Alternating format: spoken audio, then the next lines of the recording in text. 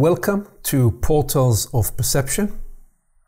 I'm here with Jeff Vander Clute, and we are picking up our tradition of meeting right after 4 intensive days with a global community, where we are inside the ecology of that experience. And Jeff, it's great to see you. Thank you for making the time and facilitating this ecology.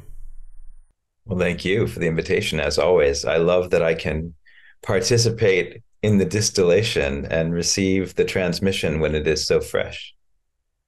Indeed, the ecology, the domain of the experience, the generative collective experience, mutualized experience is nearby, and we are riding the wave, mixing metaphors here, riding the wave to reach the edge and to the edge and through the edge to the other side to discover what happens when we fall on our face on the other side. So how are you? What's a prime for you just as we launch this conversation, this moment in time? Well, I've had a wonderful couple of months in the United Kingdom. My summer sojourn, as it turns out. I've done this now 4 years in a row, and it's great for writing. I have a retreat coming up with about a dozen people that starts Friday, then another mini retreat, and then I'm off to a Himalayan pilgrimage at the end of the month. So I'll disappear into the mountains for a couple of weeks.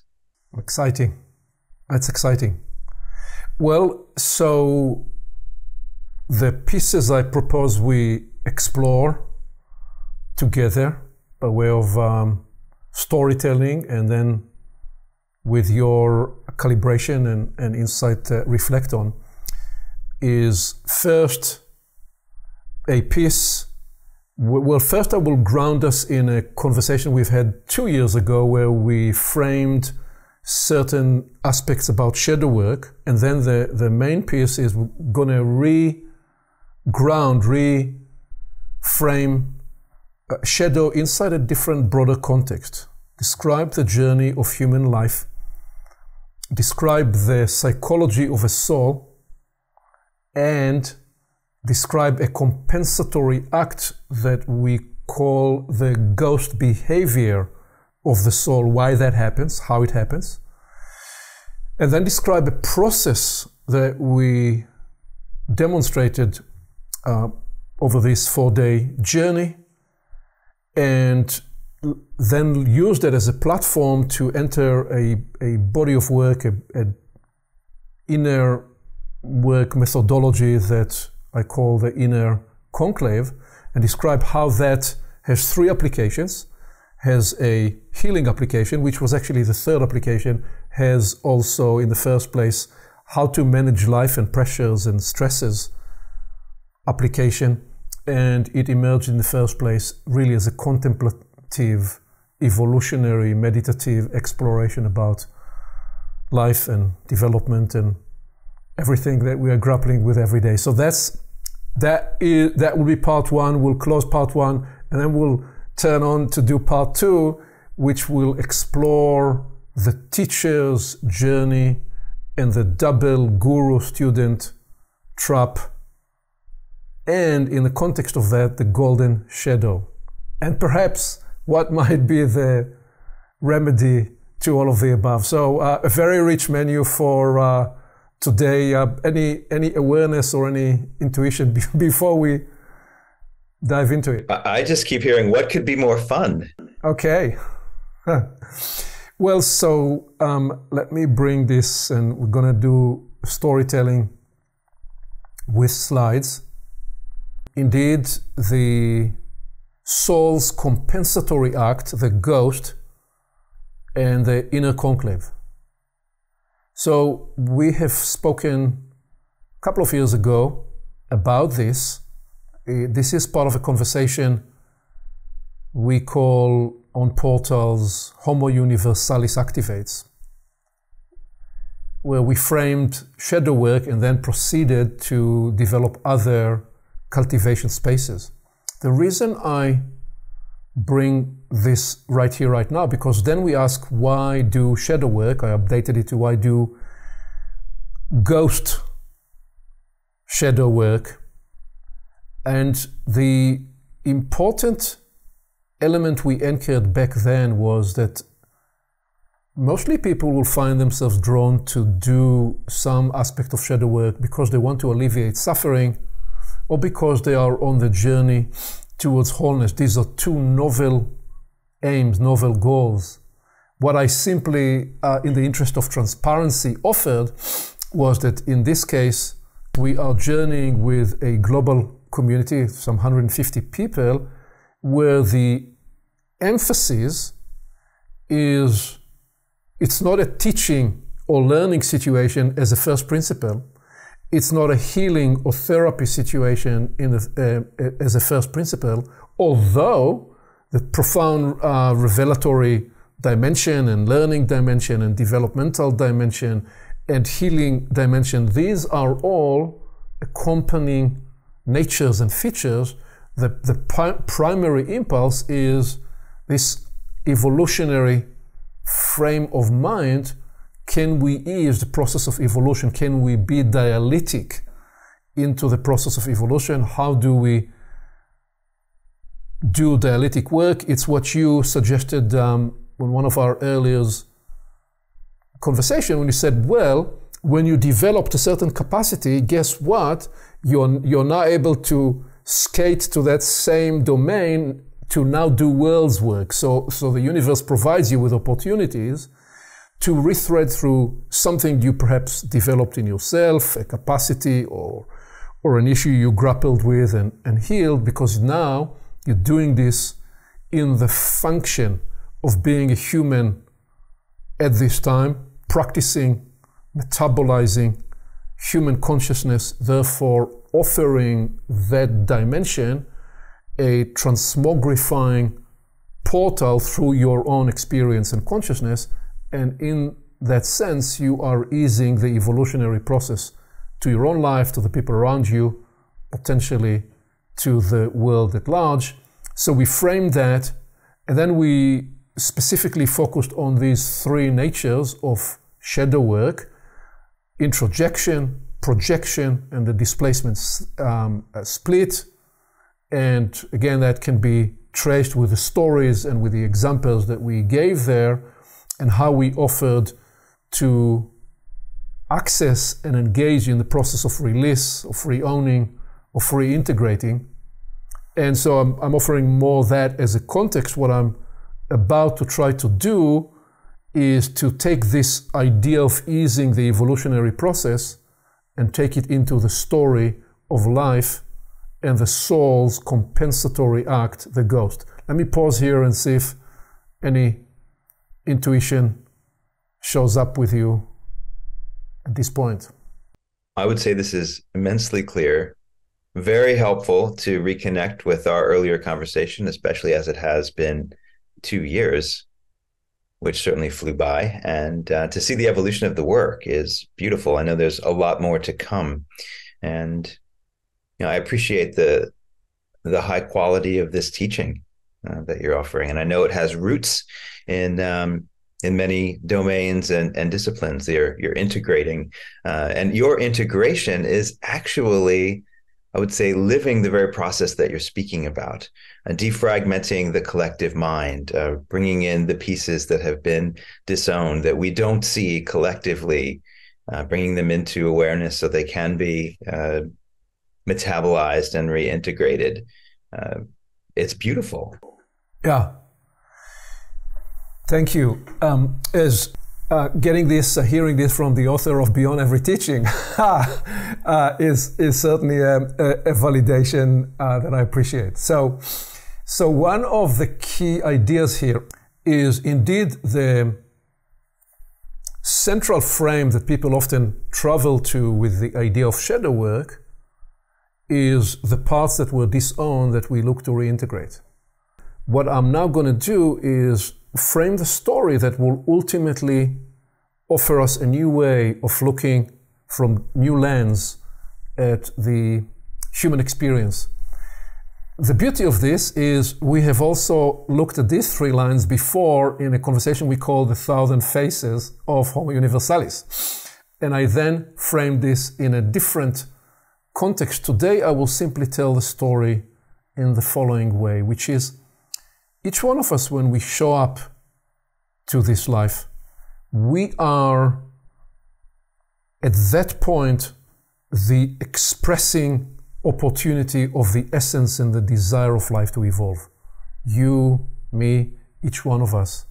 We are the expression of life, having had a new opportunity through the human model to express itself inside the evolving journey of human life. And at that point, we show up on the natural as was meant to be line, and we are the brilliance of life, preferably in an environment that's supportive to who we are. And I propose that each one of us, each person, we appear on that natural line as a living configuration of qualities, of essences. So we each appear in a standard human model: 2 arms, 2 legs, if we're all healthy, 2 eyes, 2 lungs, one heart, and so on. That's the standard human model, and within that we have a unique soul configuration, and that soul configuration has I propose, a primary quality or set of qualities that together fashion the unique invisible cosmology that we are inclined in our soul orchestration to lead. So I have on earlier conversations offered a very specific definition for soul, which is different to how in many places the soul is being described. I frame the actuality of a soul as an intelligence loom that mediate, negotiate, and navigate for us the experience in the planetary ecology. Essentially, a mediating intelligence for the fact that we are a spirit being inside a human carnal form in a planetary ecology that needs some orchestrating intelligence. That's what the soul does. What I'm adding to it by way of clarification is there are 2 layers in the operating the system that the soul is. If we really wanted to go to higher specification, we would say there are 7 layers, but I'm keeping life simple here. The 2 layers, layer 1 to simply have the intelligence to operate a human model inside the planetary ecology, so keep you safe through the ecology, is layer 1 in the operating system.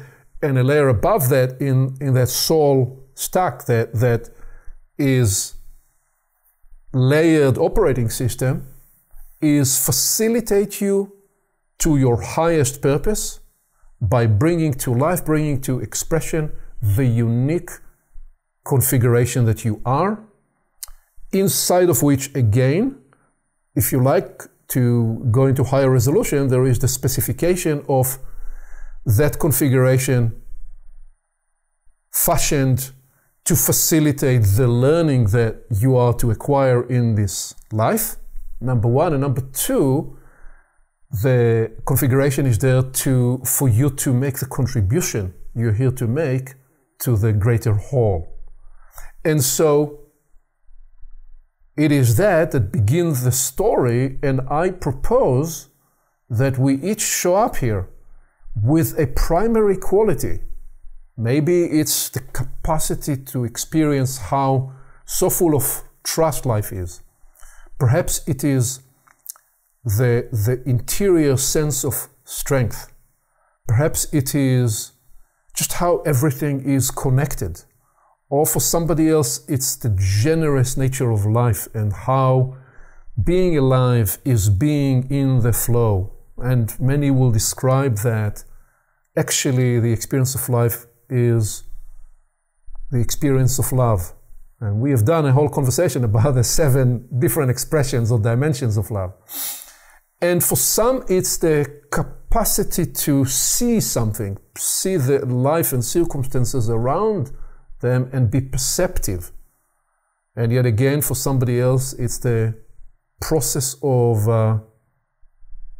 harmony, or the state, the beingness of harmony.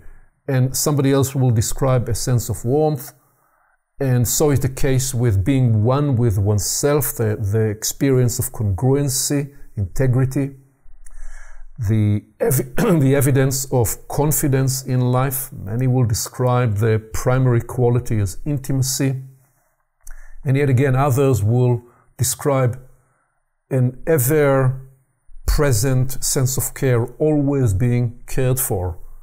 And for someone else, it's the peace and or grace. So I just describe these qualities, and I propose that there is a process, there is an inquiry whereby we may discover the primary nature and the two or three core other natures that accompany that core nature. And potentially these are all essences or qualities that express the nature of life, the richness of life, the fountain of life. I'm proposing the awareness that we each have a unique configuration that would bring into the foreground the emphasized presence of one of these qualities with a couple of three others as accompanying natures, and that one can engage in an inquiry to become more self-aware about this in a minute, as I describe the process that leads to what we are describing as the ghost. We will discover why this awareness is important. But just let me pause here for you to make any comment on this part of the story so far. Thank you. This is a fabulous taxonomy, and I'm naturally drawn to DAOs. What are the primary qualities for you, for me? What might be additional qualities? And if I may, we both share peace. And for me, trust is primary. I get, this isn't to say it's the cosmic last word, but for you, flow is slightly ahead of some of the others. And that makes sense to me, given your background as a fighter pilot and a runner. It seems to me you have this native understanding of flow, lived embodied experience of flow. And for me, trust really lands. So this model, particularly if we can bring in our intuitive capacities to help people see what it is that's their signature, is immensely helpful. And then I can see where there's less strength and how that might play into the story of the Jeff person, or a client potentially. So I would love to use this, if that's all right. Absolutely. Now, the beauty of the mutualized process with 150 people on Zoom globally, and what I actually did, I asked 2 people to volunteer. And again, the context is we are not doing this as a healing therapy and not even as a diagnostic. We are modeling a certain discovery experience. And before I brought any of the slides on the screen, I did the very short, truncated inquiry process, which was the following. Obviously, if you do this with a person, you take the longer route. But what I asked the 2 people that volunteered, I said, can you just travel through your earlier experience and share with us, share with us an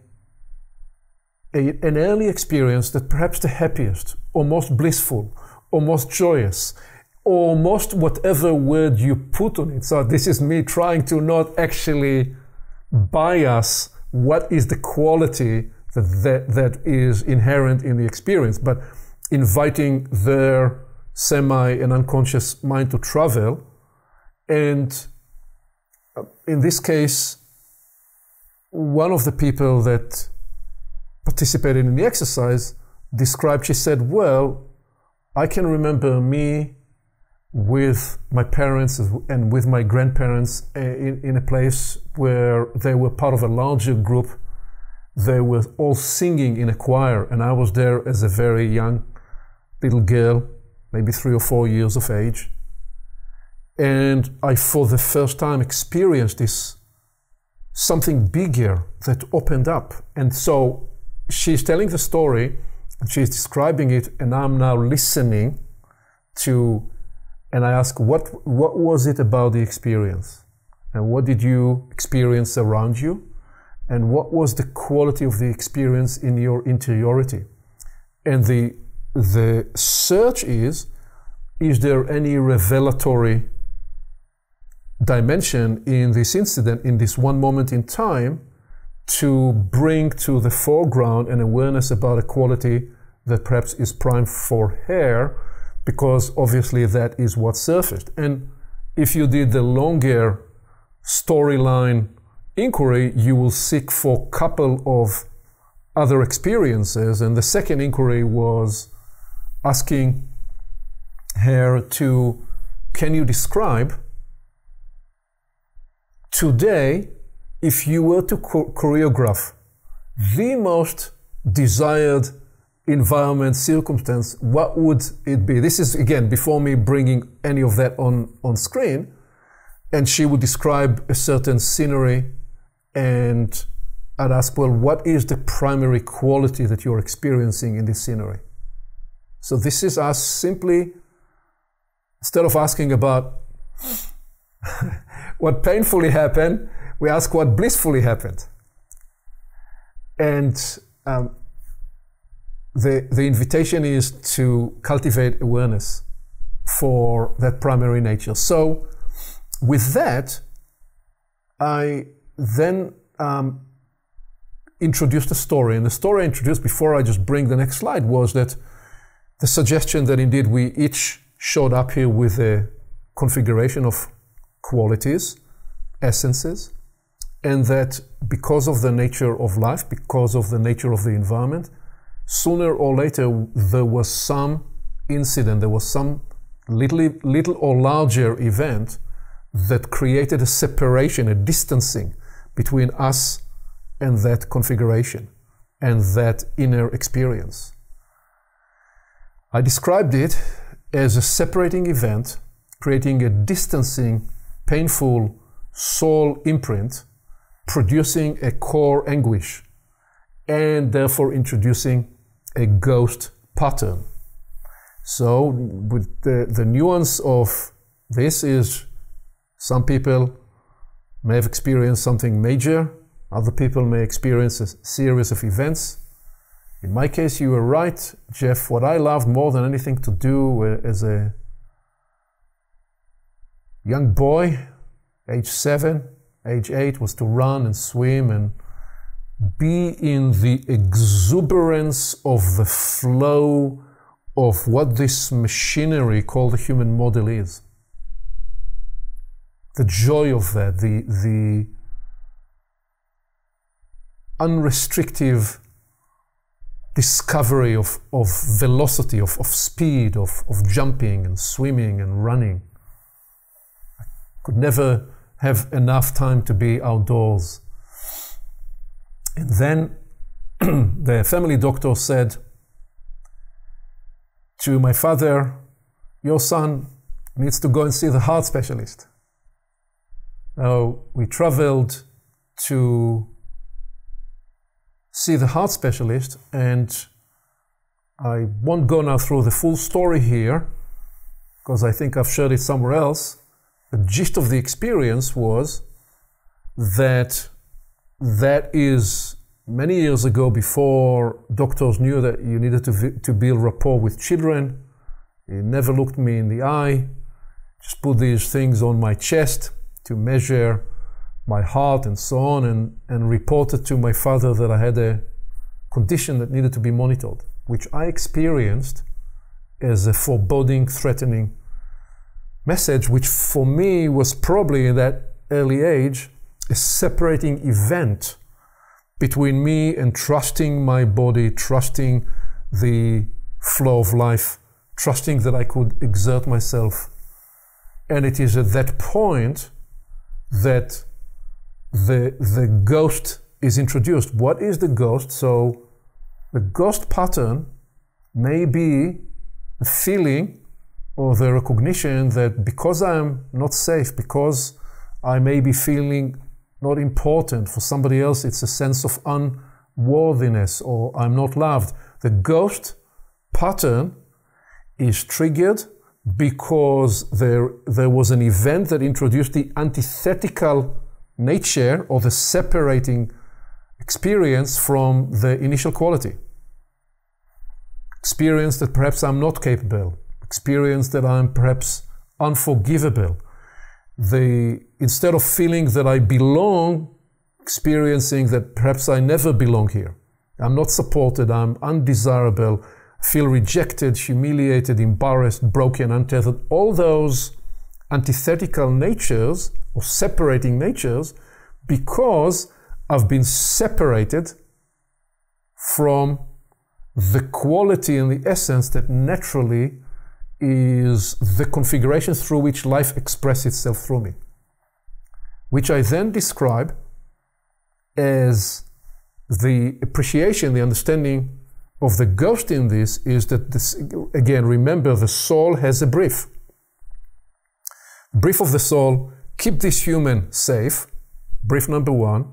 Brief two, facilitate and orchestrate this life to express its highest purpose, its highest capacity by developing a way of being and a way of doing that brings to life the natural configuration of that person. Now the soul is experiencing the anguish of having been separated from being able to operate this configuration.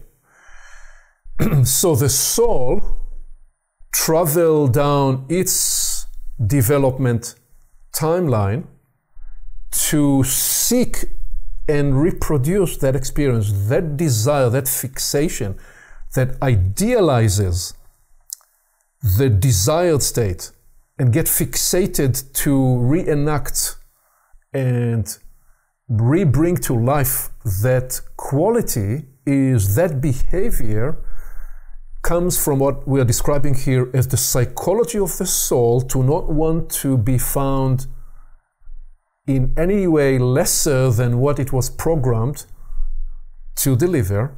And it developed the psychology of a shortage, of an outage. And because of that psychology, it produces the ghost behavior, which I'm describing as a compensatory act to address the dual pain of having been separated from that configuration. The dual pain is the initial separation and now having been distanced from that configuration. So, two examples. The one example is, so if a person in the natural configuration is there to express strength, there's something about the constitution, about the way that is naturally strong. I don't mean just physically. There is something that about the being that imbues strength and vitality and well-being. And let us say that that configuration, because of conditions around, sometimes parents, sometimes other situations, will experience a separating event. The compensatory act of the soul that idealizes the retethering and the desire to be rejoined to strength is to reproduce something that compensates for now the separation, the distance from strength.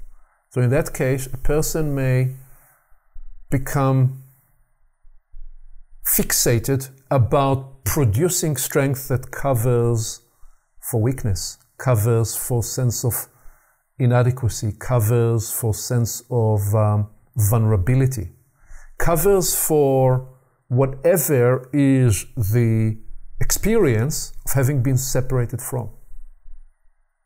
Example 2. Imagine a person where the natural configuration is one of harmony. They experience early in life themselves life around, the parents, the other social setting, just with sense of tremendous harmony. Something happens earlier or later in life that betrays and breaks down and separates the sense of harmony.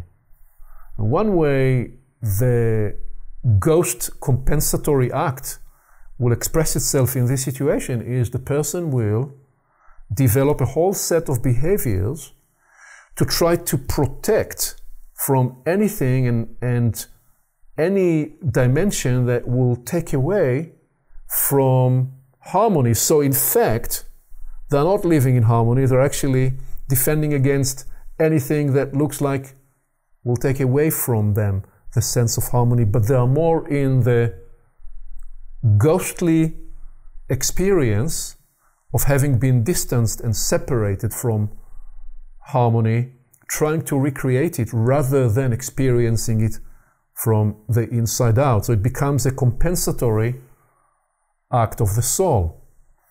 So this was just describing the mechanics of the process, and we then brought this. Let me actually pause here and see if there is anything you'd say at this point before I proceed to describe some of the other symptoms and side effects, please. Well, firstly, I'm appreciating the genius of life in always bringing situations that challenge our core programming so that we can become conscious of our essential qualities and nature. On the one hand, well, this is just what I'm kind of grokking in this moment. We can test it perhaps later, but I'm seeing that as long as collective human consciousness, and there is a collective mind, if you will, that we participate in and are, is fixated on separation, has a deep belief in separation from the divine, let's say, then separation will continue to show up in every domain, in some ways to get our attention. I'm seeing that as we shift collectively into Homo Universalis, that operating system or way of learning and evolving need not continue. The upgraded operating system may involve much more awareness early on of the essential configuration of a child. And one could then, in some way, predict where challenges might be likely to show up. So if these are your essential qualities, you might experience these kinds of challenges. And whether the child can absorb that, probably not at a young age, the parents can be aware and create nurturing environments where the challenge or the initiation is much less traumatic. And it needn't take an entire lifetime to come back to one's essence.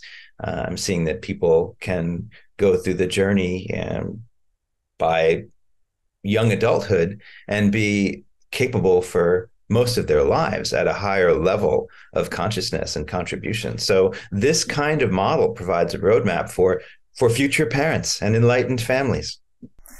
Thank you. Indeed, Jeff. And as often, you are accelerating us like 7 steps into the future of this exploration into the Universalis resolution. We just we'll stay with this a little longer. It is important to also, just to make the picture a little more complex and compound, in another different exploration with you that we call the 5 selves, we described that the separation for an individuated self actually is part of the evolutionary program. So yes, a lot of the time there is a separating event that is highly undesired. And yes, we would want to cultivate a parenting experience and intelligence and enlightenment with parents worldwide such that they can be nurturing for children.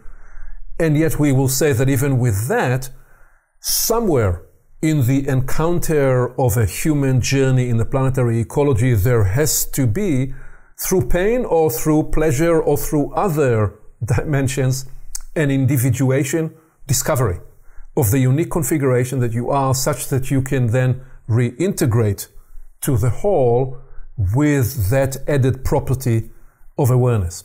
So, but picking up the story here, I then asked a simple question. I asked people, what are the signs, what are the symptoms when dropping from the natural, as was meant to be line, to the conditioned line?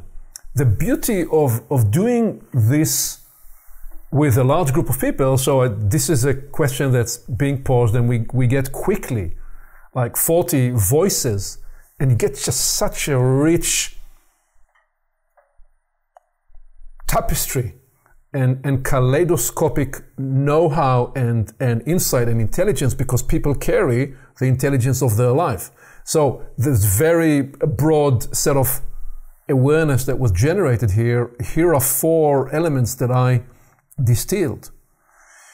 Because we have been squeezed or separated or traumatized in some cases, if you wanted to use this word, from the as was meant to be natural, as was meant to be line, to the conditioned line, the way it expresses itself is that there is now an anxious preoccupation. It's like a ghost script, a ghost-like script that recurs in the background, drains one's energy. That anxiousness is the soul psychology of seeking to prevent another painful experience like the one we've just had, and forever seeks to recreate the initial configuration. Secondly, because that energy is used up, we often will observe and will experience loss of aliveness of presence. We will see that there is some dimness of spirit and a diminished sense and diminished access to higher capacities, to higher sensory, higher perceptive capabilities. And we will see with that also loss of resilience, loss of the will, of the defiance to get on with life, and even depleted immunity, because that life is no longer as tethered, as joined to its natural enhancement. And because of that, and with all that, there is a shrinkage of mind, shrinkage of sentiment, contraction of the range of opportunities that a person will reach for, because they experience life as something to recoil from, and thereby they recoil from the greater adventure of living and its purposes. So in terms of typologizing that, there's much more that could be said. Anything that you will highlight here at this juncture? I'm appreciating the clarity of the articulation. The language is really helpful. And so there's nothing that I would add other than appreciation at this point. Okay, so it was with this awareness that we said, so what then is the process we can fashion to facilitate discovery? Again, recognizing there is a healing dimension to it, there is a developmental dimension to it, and there is potentially an evolutionary dimension in terms of us humans going through these 5 selves to unlock and discover the universalis nature. And so the entry into the soul inquiry was an invitation to seek inside oneself the discovery of an object-subject reversal. The object-subject reversal occurs when we've done enough interior work where we can engage with the work from a place of we're no longer in the therapy we need to seek to find to address reactiveness. We are now in the place of curiosity about why I'm being triggered. So when I am the subject of my experience, if something triggers me, I get upset, I get angry. My wife and I, we have an argument. We're human beings. We will have an argument, right? Why are we triggered? So when I am the subject, I am inside the experience. Maybe I will say words I will regret that I've said later. But if I'm able to transition in the moment from the subject to the object. I'm able to disarm it. That's the usage of what we will describe in a minute as the inner conclave in the moment to disarm conflicts. However, we are all human beings, and sometimes we will get triggered and get upset and get pissed off. And so we may be able 5 minutes later, or 5 hours later, or 5 days later, or 5 weeks later, sometimes only 5 years later, look back at the experience and look at it almost from above. Look at it from, I am now looking at myself back. I am now no longer the subject of the experience. I am now an object of investigation. And I am able to develop a second, potentially a third, potentially a fourth person perspective based in the inquiry and the curiosity that I'm driven by, first to understand myself better, because I want to discover insight about the configuration that I am. Am I indeed guided first by flow? Am I indeed first guided by that? Or is there a sense of intimate connectedness with life that is actually the primary nature that guides me? So I'm interested in that. So that's more the developmental evolutionary application. And there is an invitation if you're traveling with us here in this conversation to whatever challenge you recently experienced. Can you do the somersault inside yourself and find what I'm sometimes describing as a flying upside down inside, where you look at the experience from a different place in yourself? Sometimes it will be from the side, sometimes it will be from the back, sometimes it will be from above, where you are no longer the subject of the experience, you are truly an object of inquiry, and you are also the investigatory agent. That was the invitation. And we then suggested that if you are able to enter and embrace these eyes, can you look to inquire and identify a core anguish in you?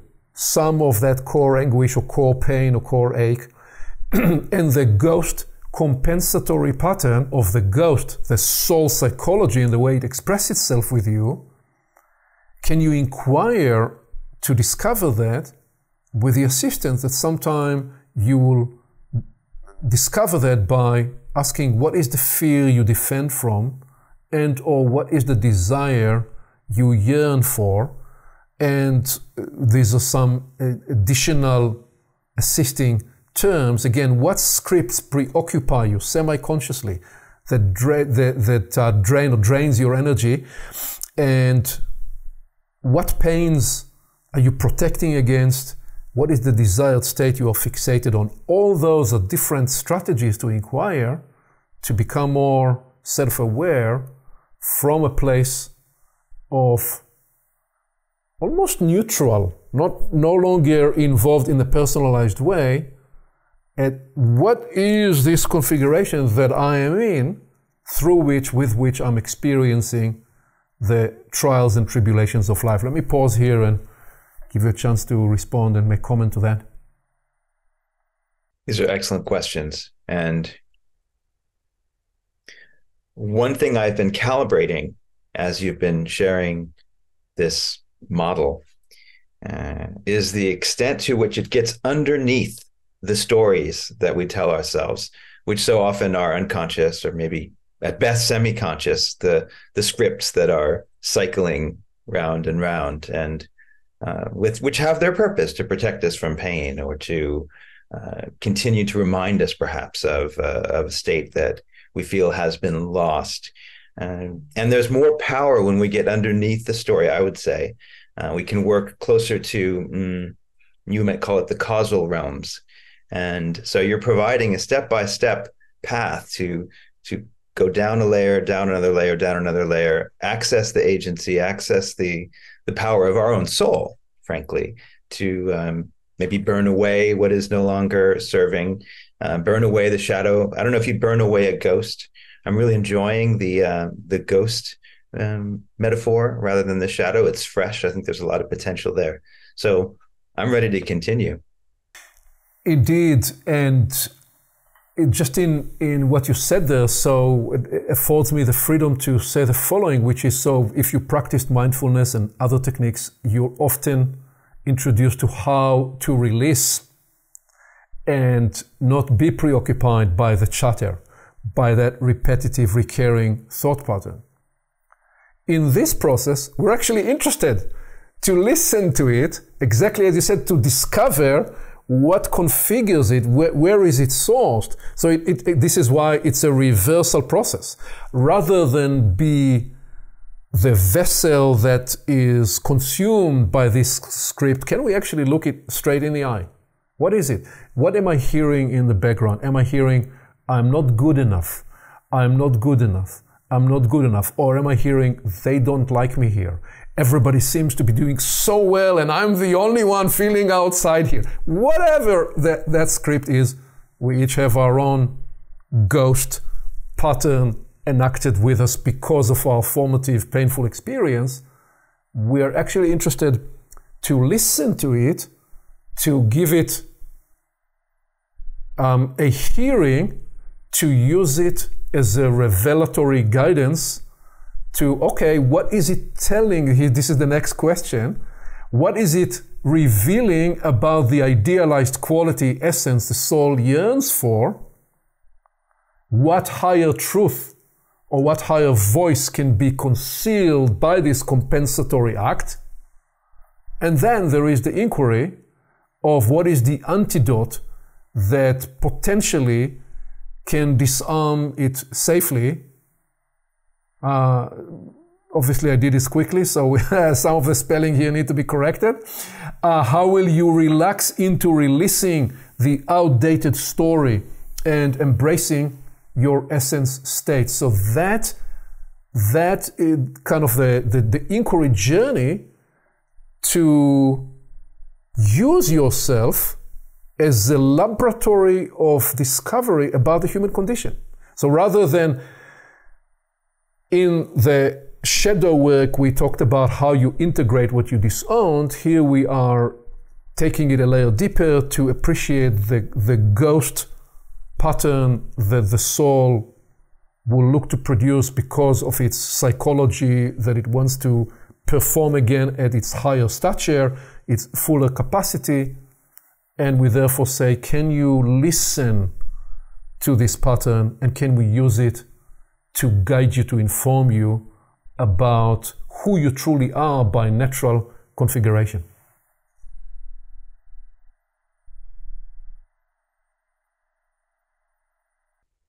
Might I comment on this? Please. Okay, so what I'm really resonating with is a sense and a knowing that one's own being, one's own self-structure is in some sense the guru, is the map, is the path. And therefore all of the material, the stories, the looping scripts are like food. And as we metabolize this food, we get the energy to unfold. I'm definitely mixing metaphors, definitely unfold our petals if we're some kind of flowering process. So it is essential to, well, it's essential to be mindful. It's essential to drop into a thoughtless space when it's optimal. And we have so much valuable content. Why not work with it? And again, the beauty of your intuition to describe the opening of the petals and the flowering that occurs leads us directly to the inner conclave. So what is the inner conclave? Well, the inner conclave is the interior multi-dimensional exploration of the many lives within us. And I introduced it here in the first place as a way to work with this condition. In me, the methodology, the process appeared 25 years ago, before I knew what I was doing, as so many things happened to me on my journey, I would stumble into something in my own inquiry without knowing that perhaps other people did something similar in other capacities, in other traditions, and in other therapy modalities that didn't know about any of that. I would discover it. In this case, I discovered it as a contemplative process. What I'm going to run us through now is more the application that's relevant, firstly, to the ghost exploration. So this is the person, each one of us, inside our own interior conclave. You may choose to imagine this in the area of the chest, the solar plexus, and make that space large. You may choose to visualize it as the larger space around you, your auric space. You may choose to visualize it as the dimension of your life, where there are different chambers and different rooms, and you can travel to different chambers.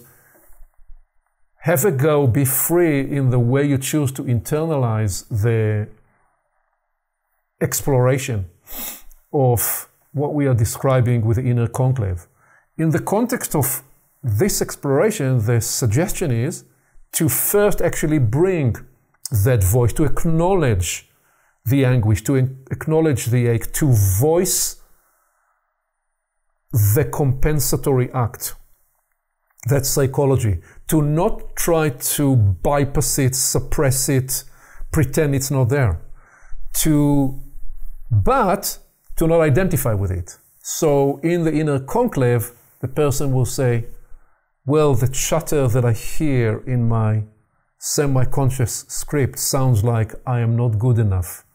I am not as good as everybody else here around. So that way there is already, I hear it, I observe it, I acknowledge it, I don't identify it. It's a voice in my inner conclave.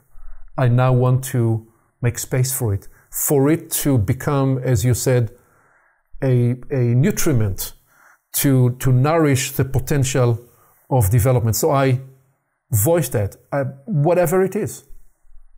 And then to recognize so that it didn't disappear, but I now I let it recede into the background, and I can choose to bring any of those qualities. Don't have to bring all of them, but I can choose to bring the voice of trust and actually build that character, give that character the character of trust, or the character of flow, or the voice of warmth, or the voice of love. Let them be inside my inner conclave.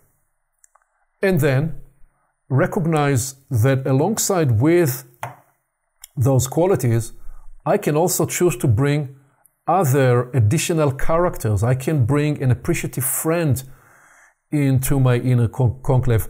That may be a specific friend I have in life, or that can be some voice I imagine or I create in my inner conclave, where I can actually ask, dear appreciative friend, what do you think? What do you see? What do you sense in that?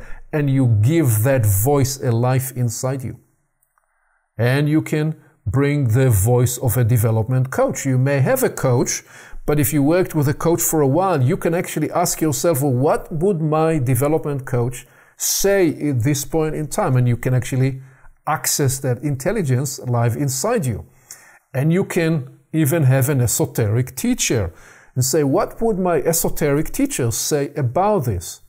Or you wouldn't even need to ask that. You would voice the acknowledging script of the pain, and you'd pause and you'd say, who and what is the voice in my inner conclave that would now step forward to inform me about this moment in time? And then you can choose to have in your conclave a perspective finder and even humor finder. That may be one or two different voices, and you can have a refinement companion. Somebody who would say at any given moment in time, well, wonderful, and thank you for bringing this voice into the inner conclave. My question back to you, how is this an opportunity for you to continue your refinement as a human being, having had this experience? You can bring the voice of attention director.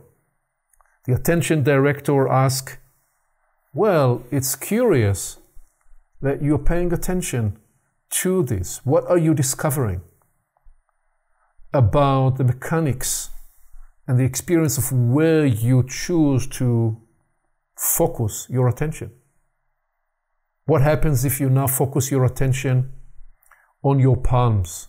Just feel the tingling in your hands. How does it change your experience of yourself? What happens when you shift your attention to your breathing? What happens when you shift your attention to the tension in your body, wherever it is?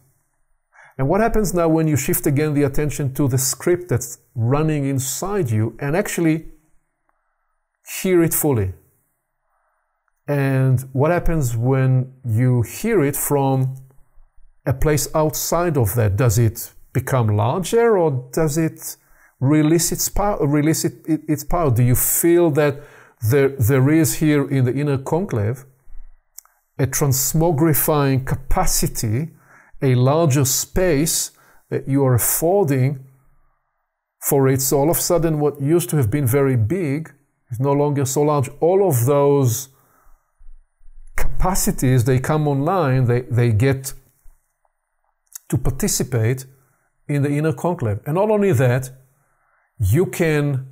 we described that when we dealt with, in the 1,000 Faces of Homo Universalis, we describe how in the journey, the evolutionary journey of us, as whether you are a female or whether you are a male, you have that identification. I am a man in a male body, and I can choose to bring to life any virtues in the world. Some of them are here on the slide, and others. And I have my essence, which is what we are suggesting is the core emanatory impulse behind the configuration of qualities that I express. And the important in this is that in my inner conclave, I can actually bring the intelligence of the feminine gender as well. I can welcome a maternal, the female intelligence, the woman intelligence, the maternal virtues, the maternal essence. I actually do have a maternal, motherly presence in my inner conclave that I often would bring into the conversation as part, because I need to remother myself in certain occasions through certain experiences. It would be too long to go through, although fascinating to describe my biography, but that is exactly the material. I will just, to bring it to life, instantiate it in this context. My mother, who played a role in the musical scene in Israel and pursued a certain career, brags that when I was 9 or 10, I walked into her apartment in Tel Aviv one day. She was in an intense negotiation with somebody very important in the musical world, classical music, the Philharmonic Orchestra, and there was tension in the room, and I walked into the room and I said something that diffused the tension in 60 seconds. So she said, I knew you had inclination in the healing space whenever that happens. I don't know if when I was 9 or 10 or 11. So she brags about that. The part she didn't know is that and I will only discover it many years later, that is what is called a parental child. Parental child is when there is a reverse roles and the child feels that the parent is vulnerable and they assume the responsible role, and instead of being the child being cared for by the parent, The child assumes a caring role to the parent. My anecdotal research says that often people that showed up into a biography like that were actually propelled into spiritual inquiry. So you may say, if you believe in that frame of mind, that a mature soul that showed up in this life to take another journey created for itself or found itself in conditions to experience the parenting experience as a child. That's a context to me saying I have chosen to remother myself in my adult life by recognizing that to transmogrify the parts in my experience that are a little brittle, I needed to bring a maternal presence into my conclave. So you can do that, because sometime I will bring that voice in myself. I will mother myself. I will be the caressing intelligence for me in a difficult point in time. That is the nature of the inner conclave. And you can bring literally the intelligence of healing. You may specifically invoke a healer that you worked with or that you appreciate, or you may have your own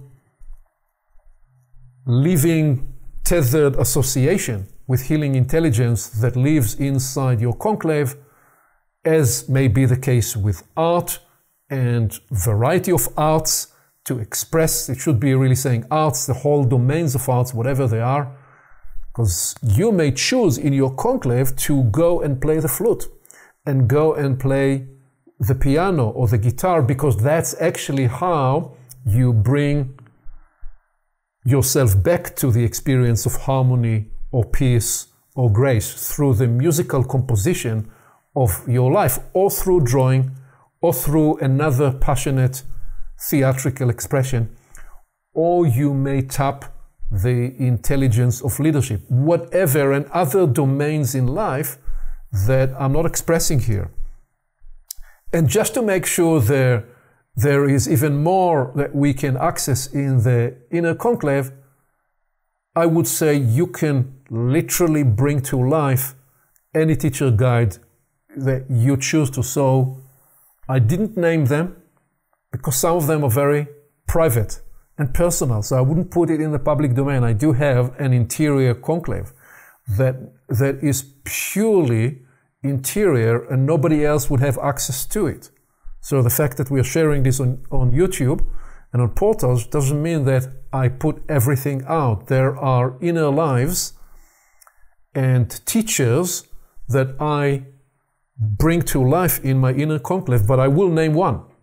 Okay, so Marcus Aurelius and his meditational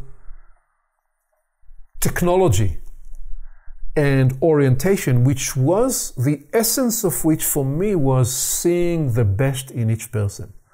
Even the person that hurts me and was there to express violent anger, I would have a transmogrifying intelligence that I can access through Marcus Aurelius, where I will not be in a reactive space. I will look to find the teachable quality in that person, and I will harvest that teachable quality from that person to make me even stronger, more resilient, more able to confront and embrace whatever situation I'm in. And such is the case with other teachers. And finally, you may have a way of communing, being in communion with whatever you will call it, angelic presence. Some will specifically commune with particular deity or your sense of the divine.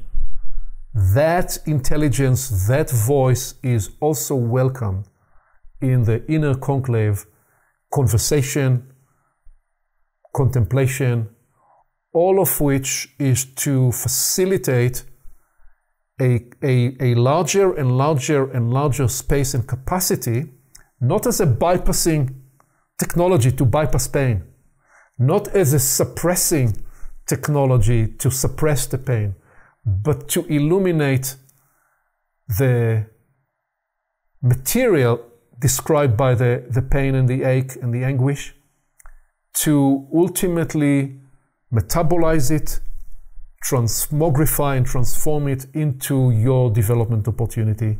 That's the inner conclave approach, and I'd invite you to speak to whatever it brings up in you, Jeff. Well, there's a lot that comes up because actually it's all in there. It's been said by many that everything we need, everything you need, everything that I need is within us already. And our first question then might be, well, great, but what do I do with that nugget of wisdom? So here we have a step-by-step process, potentially, a navigable journey one can take to discover, to plumb the depths of oneself, of one's soul, and come into right relationship with oneself and all of the parts of oneself, to come into wholeness. And miraculously, what happens when we come into wholeness within ourselves, the world begins to reflect this wholeness. And so this is a technology for healing oneself and the world. And to start from within in this way is frankly beautiful. Thank you. Thank you, Jeff. So the invitation is started right now. If you are here with us on watching this recording, what is the starter inner conclave message you have to yourself? What is something you're struggling with and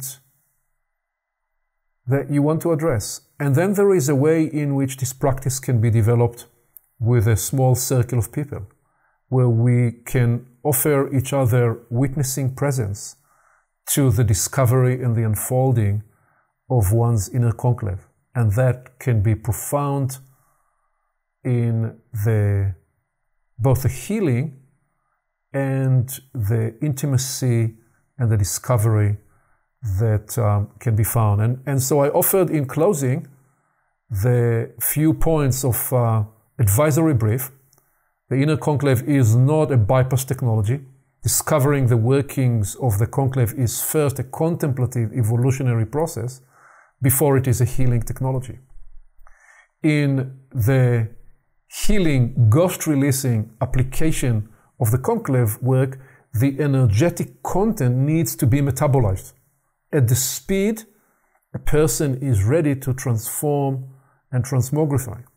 So a person may actually demonstrate in the presence of somebody else or few people their inner conclave, and they will say, well, this is the voice of ache, and now I'll just for a minute bring back the...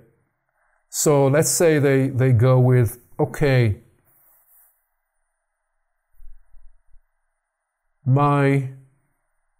I hear my development coach stepping into and embracing the qualities of perception and care, asking me, and do you believe this is true?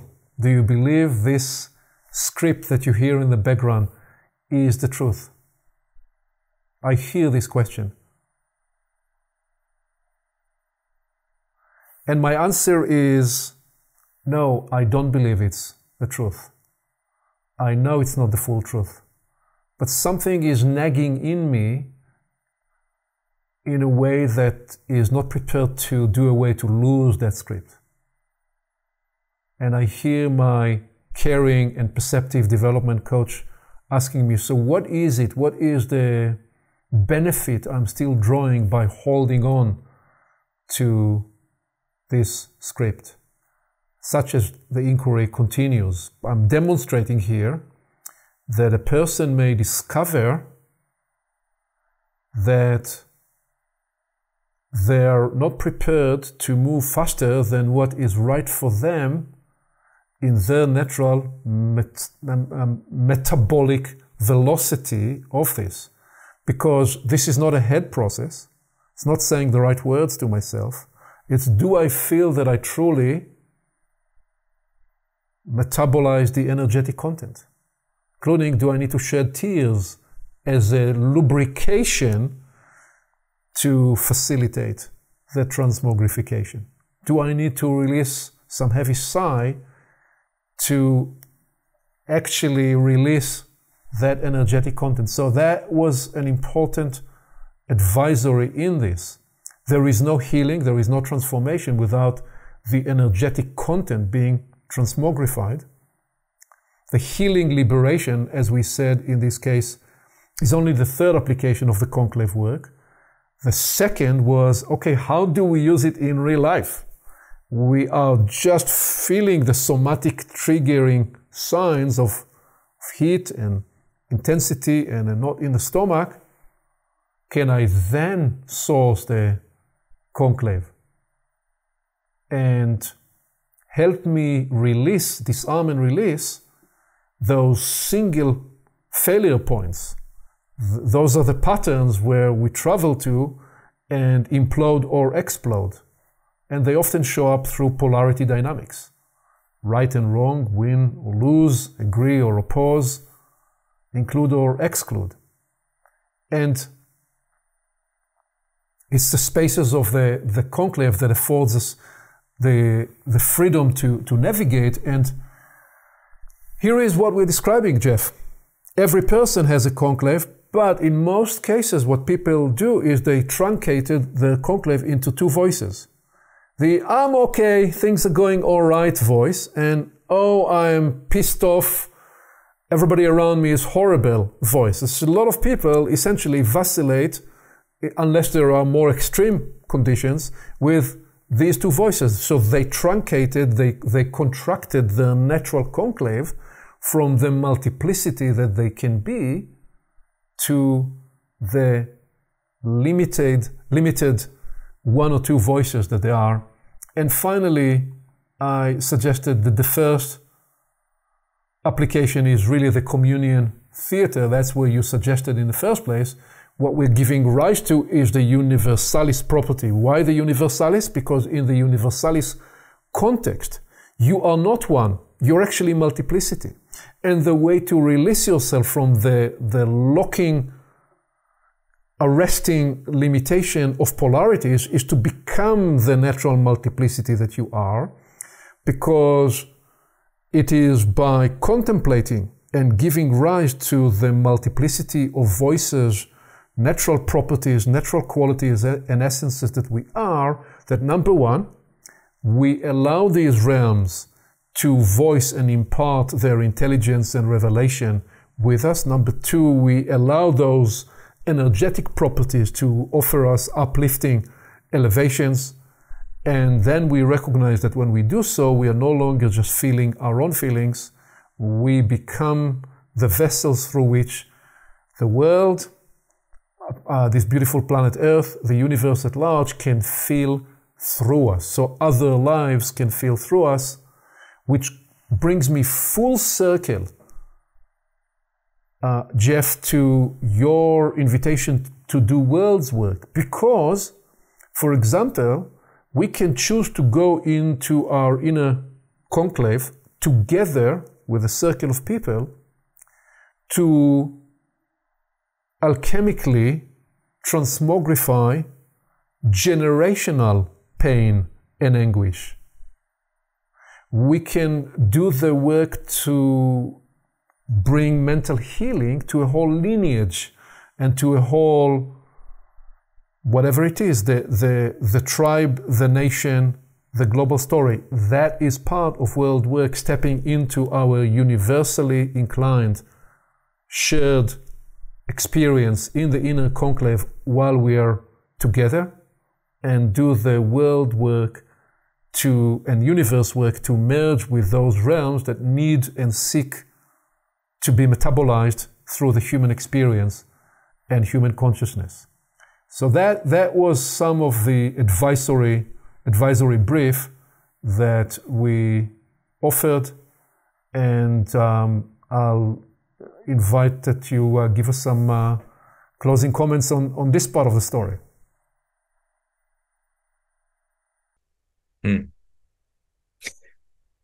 What you say, this part of the story, it sparks in my mind the overarching arc of the great story that we've been inhabiting, and the epoch culmination story, to use your language. And this technology supports a graceful culmination.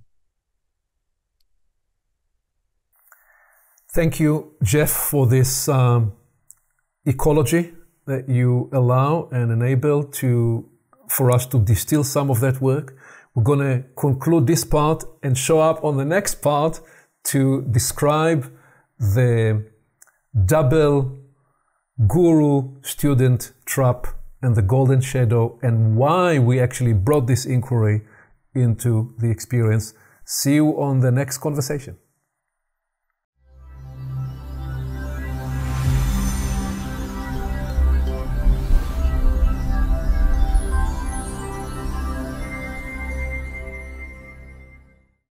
Along with our website at portalsofperception.org, Portals is also available on YouTube and on all podcast platforms, as well as social media. You can become an active member and join the conversation in community events. And you can help us get the word out by liking this content and by sharing it with your friends.